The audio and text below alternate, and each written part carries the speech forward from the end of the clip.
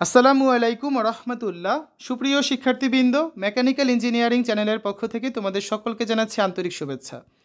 এই ভিডিওটা তৈরি করছি নবম শ্রেণীর শিক্ষার্থীদের জন্য। 2025 সালের নবম শ্রেণীর গণিত বইয়ের দ্বিতীয় অধ্যায় সেট ও ফাংশন 16 নম্বর পর্ব আজকে দেখব। 42 পৃষ্ঠার অনুশীলনী 2.2-এর 20 থেকে 24 নং সমস্যার সমাধান। শিক্ষার্থীরা, এই ভিডিওটি ডেসক্রিপশনে এবং পিন কমেন্টে প্লেলিস্টের লিঙ্ক দেওয়া আছে, সেখান থেকে তোমাদের যার যে বিষয়ের ভিডিও দরকার খুব সহজেই তোমরা দেখে নিতে পারবে। 42 পৃষ্ঠার প্রথম যে প্রশ্নটি আছে 20 নম্বরে, ছক কাগজে 1,2 -1,1 11,7 এই বিন্দু তিনটি স্থাপন করে দেখাও যে বিন্দু তিনটি একই সরলরেখায় অবস্থিত। ঠিক আছে, এটা সমাধান করব। তারপর 21 নম্বরে সৃজনশীলের সমাধান করব, 22 নম্বরে সৃজনশীলের সমাধান করব, 23 নম্বরে সৃজনশীলের সমাধান করব এবং 24 নম্বরে লেখচিত্র অঙ্কন করব। ঠিক আছে, সবগুলো প্রশ্নের সমাধান আজকের এই ভিডিওতে আমরা করে দেব। চলো শুরু করা যাক। আমাদের 20 নম্বর যে প্রশ্নটা ছিল, তিনটা স্থানাঙ্ক দেওয়া আছে, এই বিন্দু তিনটি হচ্ছে আমাদের স্থাপন করে দেখাতে হবে যে বিন্দু তিনটি একই সরলরেখায় অবস্থিত। ওকে, তাহলে দেখো আমরা হচ্ছে এরকম একটা ছবি আঁকবো। ছবিটা কীভাবে আঁকতে হবে ডিটেলসে বলা আছে এখানে, যে বিন্দু তিনটির লেখো অঙ্কন। ছক কাগজের ক্ষুদ্রতম বর্গের বাহুর দৈর্ঘ্যকে একক ধরে 1,2 -1,1 এবং 11,7 এই বিন্দুগুলো আমরা ছক কাগজে স্থাপন করি। অতঃপর যে কোনো দুটি বিন্দু যোগ করে উভয় দিকে বর্ধিত করি, ফলে একটি সরলরেখা উৎপন্ন হলো। লেখচিত্র থেকে দেখা যায় যে অপর বিন্দুটিও সরলরেখার উপর অবস্থিত, অর্থাৎ বিন্দু তিনটি একই সরলরেখা অবস্থিত। এখন এই লেখচিত্রে কীভাবে আঁকবে, এই দেখো যে মানগুলো ছিল 1,2, তাহলে 0 থেকে বা 0 পয়েন্ট থেকে মূল বিন্দু ও থেকে ডান দিকে 1 ঘর যাবো, উপরে যাবো 2 ঘর। এই যে আমাদের প্রথম এটা গেল 1,2। ঠিক আছে, তারপর এটা কত ছিল দেখো, 1,2তে গেল -1,1, বামে 1 ঘর উপরে 1 ঘর, এই যে পয়েন্টটা -1,1। 11,7, ডানে 11 ঘর উপরে 7 ঘর, ডানে আমরা 11 ঘর যাই, 1 2 3 4 5 6 7 8 9 10 11, উপরে যাবো 7 ঘর, 1 2 3 4 5 6 7। ঠিক আছে, তাহলে এটা এই পয়েন্টের নাম কি, এই পয়েন্টের নাম হচ্ছে 11,7। এই হচ্ছে আমাদের প্রথম প্রশ্নের উত্তর। 21 নম্বরের সৃজনশীল প্রশ্ন, উদ্দীপকে কী আছে, সার্বিক সেট ইউ সমান হচ্ছে x such that X belongs to N এবং এক্স একটি বিজোড় সংখ্যা। তো এই নাম্বারে আছে x such that X belongs to N এবং 2 ≤ x ≤ 7। বি নাম্বারে আছে x such that X belongs to N এবং 3 x <x 6। আর সি নাম্বারে আছে x such that X belongs to N এবং x² > 5 x³ < 130। এর আলোকে তিনটা প্রশ্নের অ্যান্সার করতে হবে। ক নাম্বারে আছে এই সেটকে তালিকা পদ্ধতিতে প্রকাশ করো। তাহলে দেখো স্বাভাবিক সংখ্যার সেট এন সমান হচ্ছে কি 1 2 3 4 5 6 7 এভাবে চলতে থাকবে। ইউ সমান তাহলে কি হবে, x such that X belongs to N এবং এক্স বিজোড় সংখ্যা, তার মানে ইউ সেটের মান কত 1 3 5 7 9 11 এভাবে করে চলতেই থাকবে। মানে যে কোনো বিজোড় স্বাভাবিক সংখ্যার সেটই হচ্ছে ইউ সেট বা ইউনিভার্সাল সেট। তাহলে বের করতে হবে কি এ সেট। এ সেট মানে কি ছিল, এই যেটা ছিল A set, X such that X belongs to N এবং হচ্ছে কি 2 x <= 7।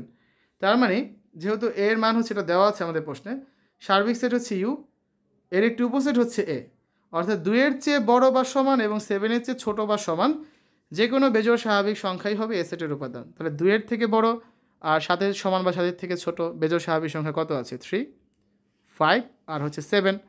তার মানে এ সেটের মান কত 3, 5, 7।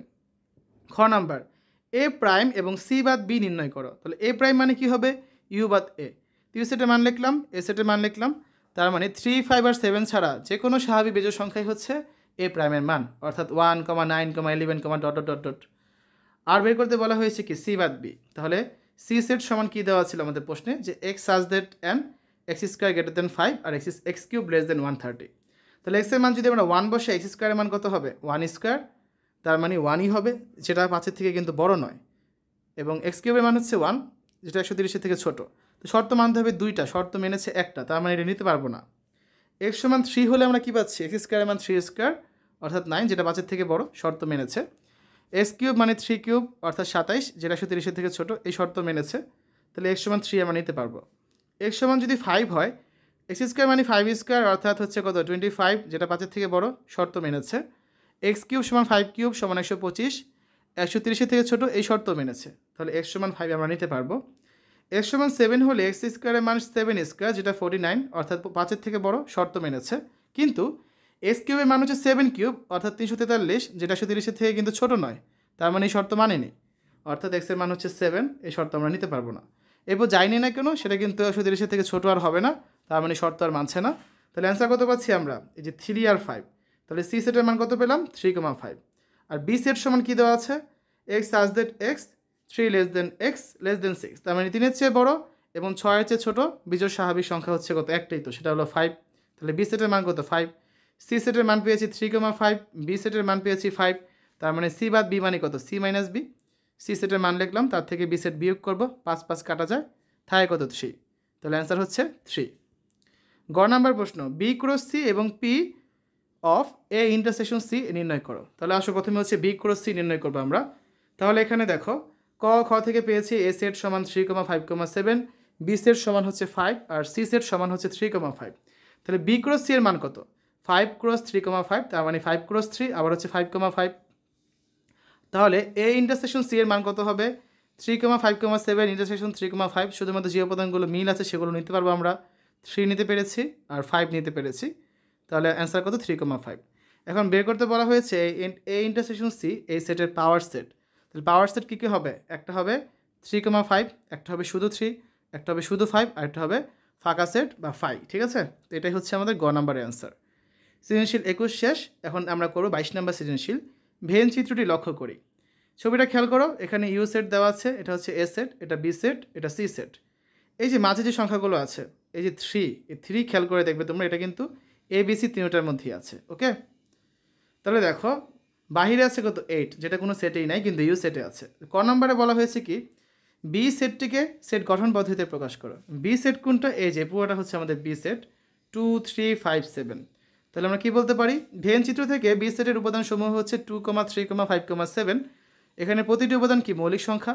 মৌলিক সংখ্যাকে বলে যে সংখ্যাকে হচ্ছে ওই সংখ্যা এবং 1 ছাড়া অন্য কোনো সংখ্যা দ্বারা ভাগ করা যায় না। তোমরা খেয়াল করে দেখো 2 3 5 7কে তোমরা এই সংখ্যাগুলো এবং 1 ছাড়া আর কিছু দ্বারা ভাগ করতে পারবে না।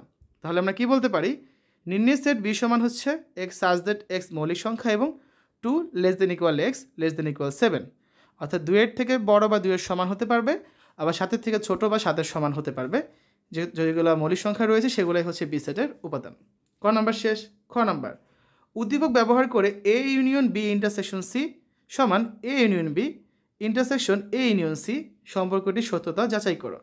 তাহলে আমরা কি বলতে পারি যে উদ্দীপকের ভেঞ্জিত থেকে আমরা পাই এ সেটের মান কত, দেখো তো এটা হচ্ছে আমাদের এ সেট 1 2 3 4, বি সেট তো আগেই পেয়েছি, আর সি সেট মানে কত 3 4 5 6। তো এই মানগুলো আমরা লিখলাম। ঠিক আছে, তাহলে বের করতে হবে কি বি ইন্টারসেকশন সি, অর্থাৎ 2 3 5 7 ইন্টারসেকশন 3 4 5 6। কী কী মিল আছে দুইটার মধ্যে, দেখো তো দুইটার মধ্যে এখানে একটা 3 মিল আছে আর একটা 5 মিল আছে। তাহলে অ্যান্সার কত হবে 3,5। তাহলে বাম পক্ষ A union B intersection C, এখানে এ সেটের মান বসালাম, ইউনিয়ন বি ইন্টারসেকশন সি সেটের মান বসালাম। তাহলে অ্যান্সার কত হবে সবগুলাই 1 2 3 4 5। তাহলে বাম পক্ষে কত পেয়েছি আমরা 1 2 3 4 5। আসলে ডান পক্ষ দেখি। ডান পক্ষের জন্য প্রথমে কী লাগবে আমাদের এ ইউনিয়ন বি এর মান লাগবে। তাহলে এ সেট আর বি সেটের মানগুলো লিখলাম, সবগুলো উপাদান আমরা নেব, তার মানে হচ্ছে 1 2 3 4 5 7। আবার এ ইউনিয়ন সি এর মান বসালাম, এ আর সি সেটের মান।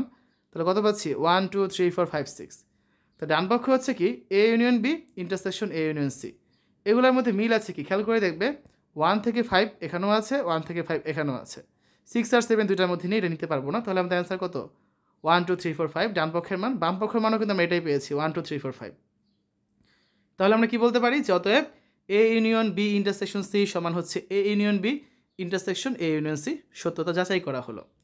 দেখো গ নাম্বারে কী ছিল এস সমান বি ইউনিয়ন সি পূরক সেট ক্রস এ হলে ডোম এস নির্ণয় করো। তাহলে দেখো ইউ সেটের মান আমরা জানি, এ সেটের মান লিখলাম কমা এখানে হবে বি, বি সেটের মান লিখলাম কমা এখানে হচ্ছে সি, সি সেটের মান লিখলাম। ঠিক আছে, তাহলে বি ইউনিয়ন সি এর মান কত, বি আর সি এর সবগুলো উপাদান 2 থেকে 7 পর্যন্ত সব কিছুই লিখলাম। তাহলে বি ইউনিয়ন সি প্রাইম মানে এই পুরো সেট কী হবে ইউজ থেকে এই সেটটা বাদ করবো আমরা বা বিয়োগ করবো। তাহলে ইউ সেটের মান লিখলাম, বি ইউনিয়ন সি এর মান লিখলাম। দেখো এখানে 1 আর 8 হচ্ছে আমাদের এই সেটে কিন্তু নেই, তার মানে কি হচ্ছে আমাদের এটা কাটা যায়, বাকি থাকে কত 1,8, অ্যান্সার হচ্ছে 1,8। এখন এস সমান কী ছিল B union C prime cross A. তাহলে 1,8 সাথে আমাদের এ সেটকে ক্রস গুণন করতে হবে বা পুরো সেট ক্রমজোড় বের করতে হবে। তাহলে আমরা কী পাচ্ছি 1,1 1,2 1,3 1,4, আবার 8,1 8,2 8,3 8,4, এগুলোই হচ্ছে অ্যান্সার। তাহলে এস অন্যের ক্রমজোড়গুলো প্রথম উপাদান খেয়াল করে দেখো 1 আর 8 আছে। ঠিক আছে, সবগুলোর ক্ষেত্রে হয় 1 না হয় 8। তাহলে ডোম এসের মান কত হবে 1,8, এটাই হচ্ছে অ্যান্সার। 22 নম্বর সৃজনশীল শেষ। 23 নম্বরটা দেখো, y সমান f অফ x সমান কি 4x মাইনাস 7 ডিভাইড বাই হচ্ছে 2x মাইনাস 4, একটি ফাংশন দেওয়া আছে। তাহলে ক number f of minus half এর মান নির্ণয় করো। যত জায়গায় x ছিল তত জায়গায় এখন কী বসাবো, মাইনাস হাফ বসাবো। তো এক্সের জায়গায় মাইনাস হাফ বসালাম। এই দেখো +4 আর -2 কাটাকাটি করলে কী থাকে, -2 থাকে। নিচে হচ্ছে +2 -2 কাটাকাটি করলে থাকে -1। তাহলে কত পাচ্ছি উপরে, -2 -7, নিচে হচ্ছে -1 -4, তার মানে -9 ভাগ -5, মাইনাস মাইনাসে কাটা যায়, 9/5 হচ্ছে অ্যান্সার। ক নাম্বার শেষ। খ number f of x plus 2 divide by f of x minus 2 এর মান নির্ণয় করো। ঠিক আছে, তাহলে দেখো আমাদের প্রথম কাজ হচ্ছে প্রদত্ত রাশি যেটা ছিল তার সাথে +2 যোগ করবো উপরে, নিচে হচ্ছে -1 বিয়োগ করব। তাহলে আমরা এখানে উপরে কত পাচ্ছি, লসাগু 2x মাইনাস 4, 4x মাইনাস 7 তো সেমই থাকবে, আর 2 দ্বারা এটাকে গুণ হবে। তাহলে কত হচ্ছে দেখো তো, 2 আর 2x গুণ করলে হচ্ছে 4x, 2 আর -4 গুণ করলে হচ্ছে -8। নিচে হচ্ছে লসাগু 2x মাইনাস 4, তাহলে 4x মাইনাস 7 তো সেমই থাকবে, 1 দ্বারা আমরা এটাকে গুণ করব। তাহলে 1 আর 2x গুণ করলে হচ্ছে -2x, আর -1 আর -4 গুণ করলে হচ্ছে +4। তাহলে দেখো আমরা ভাগটাকে এখন গুণ করে দিব। উপরে 4x যোগ করলে কত পাচ্ছি আমরা 8x, -7 আর -8 মানে হচ্ছে -15 divide by 2x minus 4 into এই 2x মাইনাস 4 উপরে চলে যাবে গুণ করার কারণে। আর এখানে কত ছিল, 4x থেকে 2x বিয়োগ করলে হচ্ছে 2x, আর 4 থেকে 7 বিয়োগ করলে হচ্ছে -3। এটা কাটা যায়, আমরা কত পাচ্ছি answer 8x - 15 divide by 2x - 3। গ নাম্বার দেখাও যে f অফ y সমান হচ্ছে x। তাহলে দেওয়া আছে যেটা সেটা লিখলাম আমরা যে f অফ x সমান হচ্ছে 4x - 7 ডিভাইড বাই 2x - 4। তাহলে f অফ y মানে কত হবে, 4y - 7 ডিভাইড বাই 2y - 4, কারণ যত জায়গায় x আছে তত জায়গায় আমরা এখন কী বসিয়েছি, y বসিয়েছি। এখন y সমান আমরা কি জানতাম, এই যেটা জানতাম f অফ x, তার মানে কি 4x - 7 ডিভাইড বাই 2x - 4, আর গুণ করি। তাহলে 2xy মাইনাস 4y সমান হচ্ছে 4x - 7। 2xy মাইনাস 4x, এই 4x বাম দিকে নিয়ে আসলাম, আর -4y ডান দিকে নিয়ে গেলাম, 4y - 7।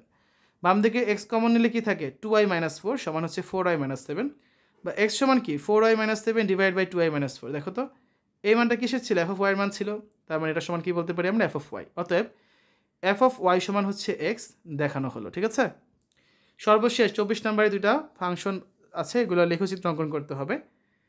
নিচের ফাংশনগুলো লেখচিত্র অঙ্কন করো। y সমান 3x + 5 আর x + y সমান 2। তো ক নম্বরে আছে y সমান 3x + 5। তো x এর কয়েকটি মানের জন্য আমরা y এর সংশ্লিষ্ট মান নির্ণয় করে তালিকা তৈরি করি। x এর মান নিব কত, -3, তাহলে y এর মান কত হবে দেখো, 3 ইন্টু হচ্ছে -3 প্লাস কত, প্লাস হচ্ছে 5, 3 তিরিক্ষা -9 প্লাস হচ্ছে 5 সমান কত, -4। এই যে -4 সেমভাবে আমরা বের করেছি। x এর মান -2 হলে y এর মান -1, x এর মান -1 হলে y এর মান 2, x এর মান 0 হলে y এর মান 5, x এর মান 1 হলে y এর মান 8, x এর মান 2 হলে y এর মান 11, আর x এর মান 3 হলে y এর মান 14। তাহলে ছক কাগজের ক্ষুদ্রতম বর্গের প্রতিবাহুর দৈর্ঘ্যকে একক ধরে তালিকায় প্রাপ্ত এই যে স্থানাঙ্কগুলো পেয়েছি, এই বিন্দুগুলো ছক কাগজে স্থাপন করি এবং এদের পরস্পর সংযুক্ত করি। তো মানগুলো বসিয়েছি, আর কিছুই না, সংযুক্ত করে একটা সরলরেখা পাচ্ছি আমরা। ঠিক আছে, প্রাপ্ত লেখাটি হচ্ছে কি y সমান 3x + 5 এর লেখচিত্র, যা একটি সরলরেখা। সেমভাবে খ নাম্বারটাও করব, x + y সমান 2, তার মানে y সমান কী লেখা যায়, 2 - x। তাহলে x এর কয়েকটি মানের জন্য y এর মান বের করব। দেখো x এর মান যদি 3 হয় তাহলে y এর মান কত, 2 - -3। x এর মান যদি -3 হয় তার মানে কত, 2 - প্লাস 2 + 3 সমান কত পাচ্ছি আমরা, 5 পাচ্ছি। ঠিক আছে, তাহলে -3 যদি x এর মান হয়, y এর মান 5, x এর মান -2 হলে y এর মান 4, x এর মান -1 হলে y এর মান 3, 0 হলে 2, 1 হলে 1, 2 হলে 0, আর 3 হলে কত, -1। তাহলে ছক কাগজের ক্ষুদ্রতম বর্গের প্রতিবাহুর দৈর্ঘ্যকে একক ধরে তালিকায় প্রাপ্ত এই যে বিন্দুগুলো আমরা ছক কাগজ স্থাপন করব এবং এদের পরস্পর সংযুক্ত করব। তাহলে দেখো এরকম আরেকটা সরলরেখা পাচ্ছি আমরা। তাহলে প্রাপ্ত লেখটি হচ্ছে কি x + y সমান 2 এর লেখচিত্র, যা একটি সরলরেখা। শিক্ষার্থীরা, খুবই বড় একটা ভিডিও ছিল আজকে, আমরা সম্পূর্ণ অনুশীলনী এটা শেষ করলাম। আগামী ক্লাস থেকে আমরা অধ্যায় 3-এ চলে যাব, যার নাম হচ্ছে কি বীজগাণিতিক রাশি, এবং এই অধ্যায়ের ডিটেলসে আলোচনা আমরা করে দেব। শিক্ষার্থীরা, এতক্ষণ তোমরা দেখলে 2025 সালের নবম শ্রেণীর গণিত বইয়ের দ্বিতীয় অধ্যায় সেট ও ফাংশন এর 16তম পর্ব, যেখানে আমরা 42 পৃষ্ঠার অনুশীলনী 2.2 এর 20 থেকে 24 নং সমস্যার সমাধান করেছি। আশা করি আজকের এই ভিডিওটি তোমাদের কাছে ভালো লেগেছে। আমাদের চ্যানেলের অন্যান্য ভিডিওগুলো দেখার আমন্ত্রণ জানিয়ে আজ এখানেই বিদায় নিচ্ছি। আল্লাহ হাফেজ।